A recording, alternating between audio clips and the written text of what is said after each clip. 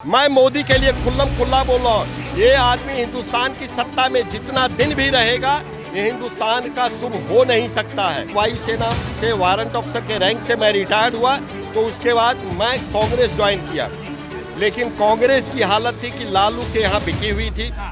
कांग्रेस का कुछ यहाँ नहीं रह गया था।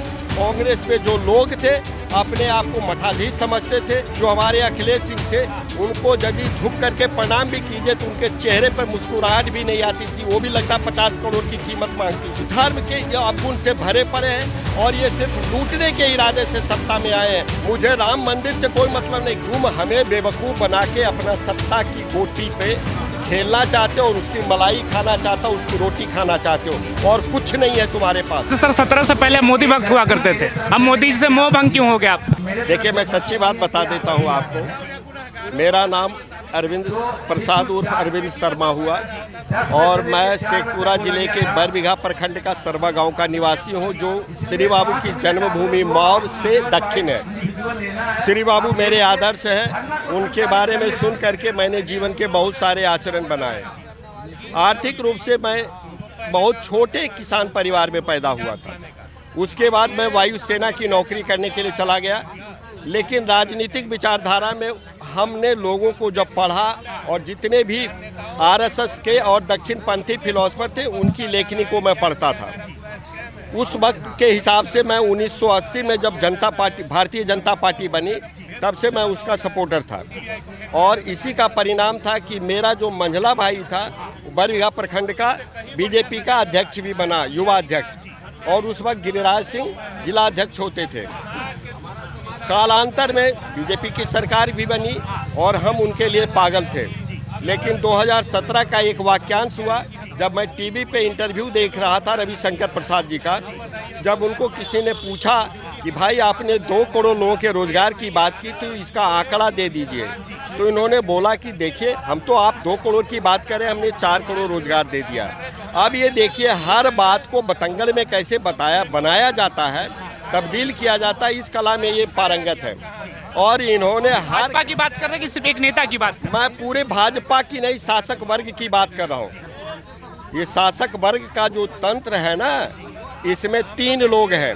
अधिकारियों का एक वर्ग है, पूंजीपतियों का एक वर्ग और हम में से गए हुए नेता तंत्र जो दिशा निर्देश में रहते हैं, जो नियंत्रण और दिशा देने वाले, ये तीनों का गठजोड़ है शीर्ष पर और आम जनता वहीं की वहीं रहती है, ठगी रह जाती है। तो मैं वही रविशंकर प्रसाद की बात कर रहा हूँ।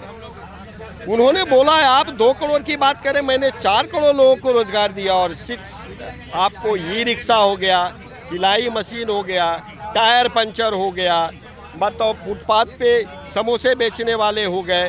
सारे लोगों का काम इन्होंने, ठेला खोमचा, सारे लोगों का रोजगार इन्होंने बता दिया कि ये मोदी का दिया हुआ। तब मुझे एहसास हुआ कि भाई मुझसे बहुत बड़ी गलती हो गई, मैं एक बहुत बड़े ठग के चंगुल में फंस गया।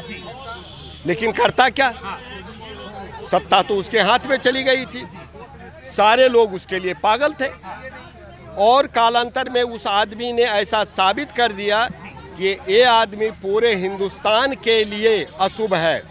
मोदी जी के लिए कह रहे हैं? मैं मोदी के लिए खुल्लम खुल्ला बोल रहा हूँ। ये आदमी हिंदुस्तान की सत्ता में जितना दिन भी रहेगा ये हिंदुस्तान का शुभ हो नहीं सकता है, समझे ना। और इसी कारण से मैं इनके बारे में जानना, पहचानना, परखना शुरू कर दिया।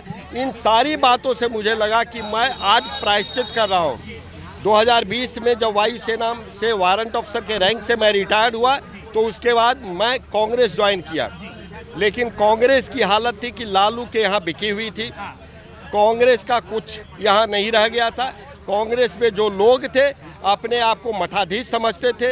यहाँ तक कि कांग्रेस के पूर्व अध्यक्ष जो हमारे अखिलेश सिंह थे उनको यदि झुक करके प्रणाम भी कीजिए तो उनके चेहरे पर मुस्कुराहट भी नहीं आती थी, वो भी लगता 50 करोड़ की कीमत मांगती थी। तो ऐसे ऐसे लोग हैं। एक आदमी बड़ी सी गाड़ी में जाएगा, आप रास्ते में चल रहे हैं तो आपको ये भी नहीं पूछेगा हेलो भाई चल रहे हो, मेरी गाड़ी में बैठ जाओ, क्योंकि उस बड़े आदमी की गाड़ी अपवित्र हो जाती है। इतना बैर है इनको आम लोगों से, लेकिन वोट मांगने के लिए ये नौटंकीबाज सब आ जाते हैं और यही कारण है ये पूरी पार्टी अनियंत्रित है और इसमें सब लोग जाति और धर्म के अवगुण से भरे पड़े हैं और ये सिर्फ लूटने के इरादे से सत्ता में आए हैं और इसका परिणाम है पूर्व का राज्यसभा चुनाव। ये कांग्रेस की और उन विधायकों की सबकी मिली भगत थी। बताइए, पार्टी में आप विधायक दल का नेता नहीं बनाते हैं, सचेतक नहीं बनाते हैं, कोई क्लियर कट निर्देश नहीं देते और बेशर्मी उन विधायकों की कि चलो निर्देश नहीं दिया तो कम से कम संगठन और पार्टी के लिए काम करें, तो इन लोगों का हंस रहे। अब मैं आता हूँ मूल मुद्दे बीजेपी के। बीजेपी जितने दिनों तक इस देश की सत्ता में है, इस पूरे देश का कल्याण नहीं होना है। इनके यदि चाल चरित्र और चेहरे की बात करोगे तो मैं बोल रहा हूँ कि इनका पहले तो चाल ही बेरंगा है। ये बोलते हैं कि मैं हिंदुओं की बात करता हूँ, इनके पास न हिंदुओं का कोई ठोस परिभाषा नहीं है। ये सनातन की बात करते हैं तो इनसे पूछा जाए कि सनातन तुम्हारा महाभारत काल से शुरू होगा, त्रेता से शुरू होगा, द्वापर से शुरू होगा या सतयुग से शुरू होगा?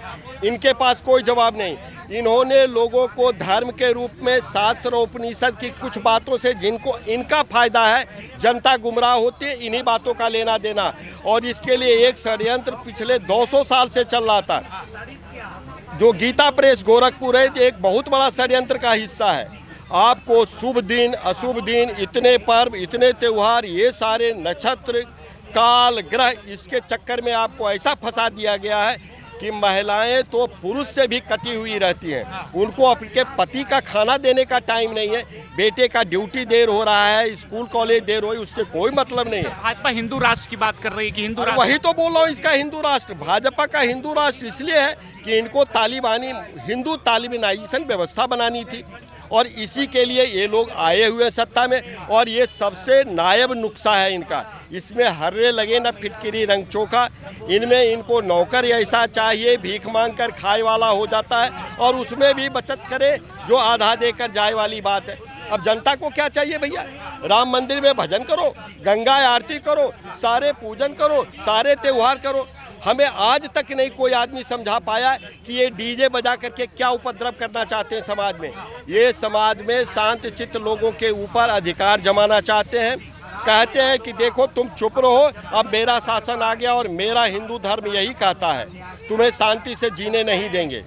आप भी सर हिंदू है, राम मंदिर बनने से आप खुश नहीं है? नहीं, मुझे राम मंदिर से कोई मतलब नहीं। क्या कोई आदमी हमको ये हम प्रमाण दे दे कि राम मंदिर की जो जगह है वहीं राम पैदा हुए हैं। और दूसरी चीज़, राम को मैं भगवान नहीं, राम को मैं आदर्श रूप में मानता हूँ। और मैं दैवीय गुणों में सत्य, करुणा, अहिंसा, दया और परोपकार को मैं मानता हूँ। गुणीय रूप में मैं धर्म को मानता हूँ, मूर्ति रूप में मैं किसी धर्म का। हम पूछ रहे हैं कि जब हमारे देश में मूर्ति कला के रूप में यदि किसी जगह यदि हुआ भी आज की तारीख में, तो हमारे जो हैं एक राजा रवि वर्मा के बाद से हमारे यहाँ चित्रकारी शुरू हुई है।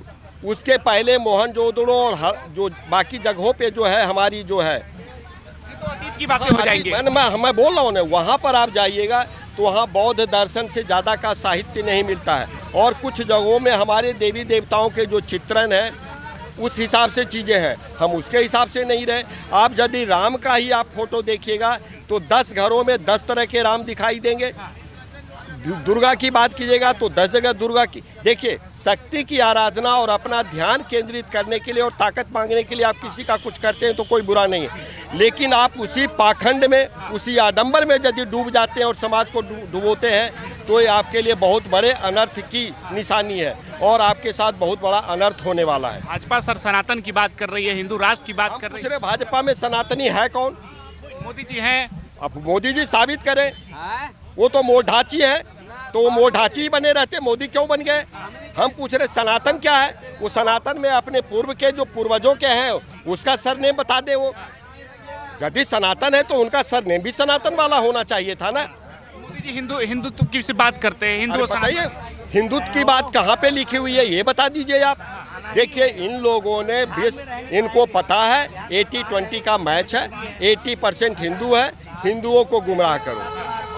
जैसे कि इस्लामिक शासन तंत्र में हो रहा है, जनता मारी जा रही है, सत्ता वर्ग अपना मजे कर रहा है। यही व्यवस्था अब यहाँ लागू हो गई है।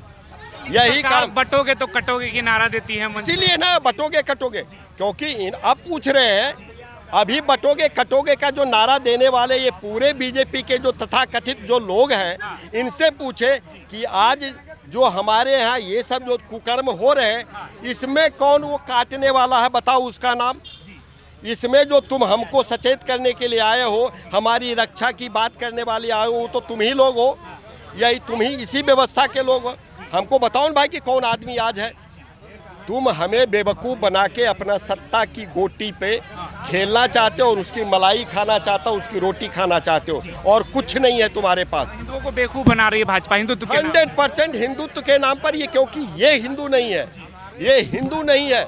आप पूरे आचरण से देखिएगा तो अब बताइए, अभी बताइए कि जो मोदी जी का आचरण, मैं किसी महिला के साथ संबंध पे मेरे पास प्रमाण नहीं है, लेकिन इंटायर पॉलिटिकल साइंस में उनके तथाकथित 2 मित्रों ने जो झूठ का पुलिंदा बोला, आज मोदी जी हमारे देश के ऐसे आश्चर्यजनक प्रधानमंत्री हुए जिनका कौन सहपाठी है आज तक पता नहीं चला।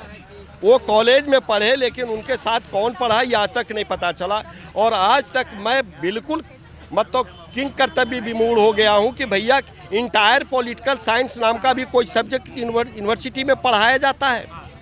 तो बताइए, जो आदमी अपनी डिग्री के मामले में झूठ बोला। अब दूसरा चीज़, ये आदमी बोलता है मैं भीख मांग करके खाया, ये आदमी बोलता है अमेरिका के मैं 24 प्रांत में भी घूमा हूँ, ये आदमी बोलता है बचपन में मैं मेट्रो देखने के लिए गया था। सुन तो लीजिए इस आदमी का झूठ, और ये कितना लोगों को मूर्ख बनाने वाला ये आदमी है। ये एक नंबर का सातिर और मदारी आदमी है, ये मूर्ख बनाने की कला में माहिर है। अब बताइए, 1984 में कलकत्ता मेट्रो आता है, 1950 के करीब ये पैदा हुआ व्यक्ति 24 साल की उम्र में अपने आप को बच्चा बताता है। ये बोलता है मेरी माँ बर्तन मांजती थी। ये नहीं बताता कि इसके 3-4 मुस्तंड भाई क्या कर रहे थे परिवार में जब इसकी माँ बर्तन मांज रही थी।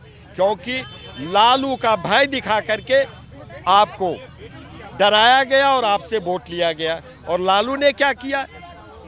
लालू ने अगड़ी जाति का ज़्यादा नुकसान नहीं किया, सिर्फ मान सम्मान के।